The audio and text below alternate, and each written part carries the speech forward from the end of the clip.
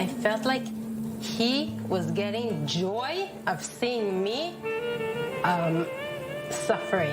No one ever told me there's bad people outside. I didn't know, you know? She continued. Maybe he's just upset. Maybe he's just... I'm Dvorah Schultz. I'm a survivor of domestic abuse.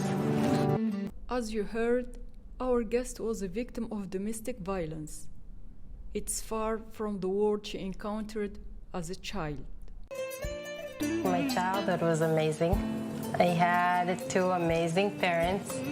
I was raised and born in a very closed community.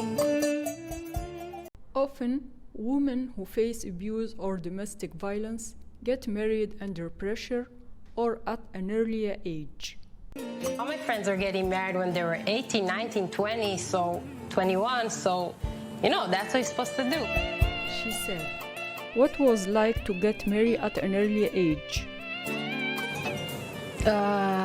Traumatizing. Deborah said.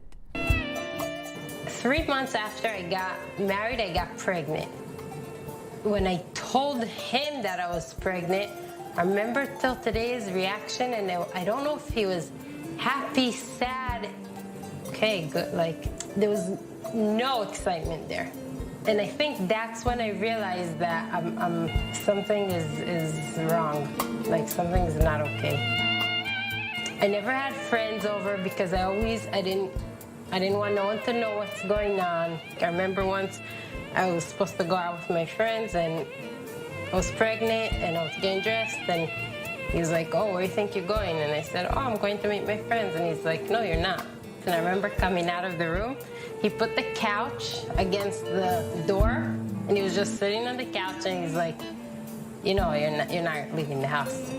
And I remember, I don't know, I was going to work, I was looking for my rings, I didn't find them, and then I came back home, I said, you saw my rings? And he's like, yeah, I took them. You know why? Because you don't deserve being a married woman. He would just like really treat me like very bad.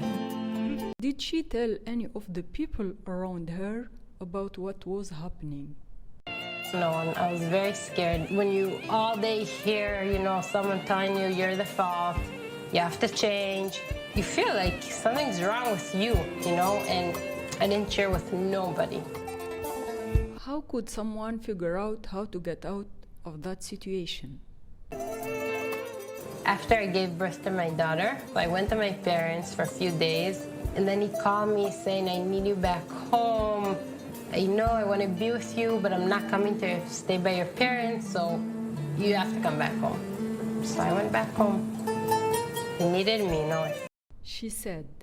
And then, like, a lot of weird things were happening. I went in the room with the baby to get something, and he locked me in the room. So I called my brother, and I was like, listen, I need you to come to my house. And he's like, wow, what happened? I said, I don't know, I'm locked in the room. And then he's like, why is your brother here? He's like, what are you doing? Da, da, da. And I'm like, listen, I need to leave. And he's like, you better not leave. And I just wrapped up my things and I left. I didn't tell my parents yet nothing. I just told them, like, I'm getting divorced, don't ask questions. In such a situation, how do you deal with the person and inform him that you want to leave him?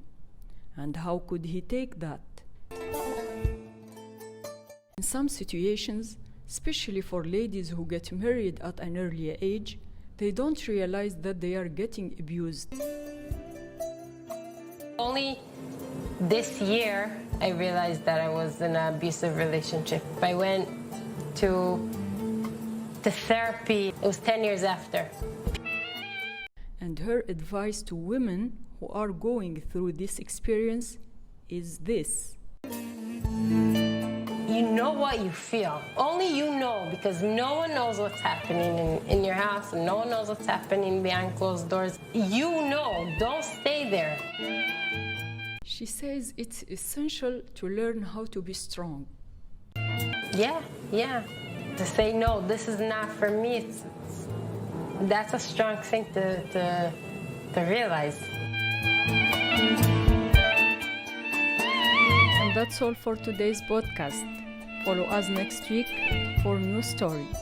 She wants other women to know there is a way out and not to be shy about asking for help. This is Zina Belgasem for the NYFA News Podcast.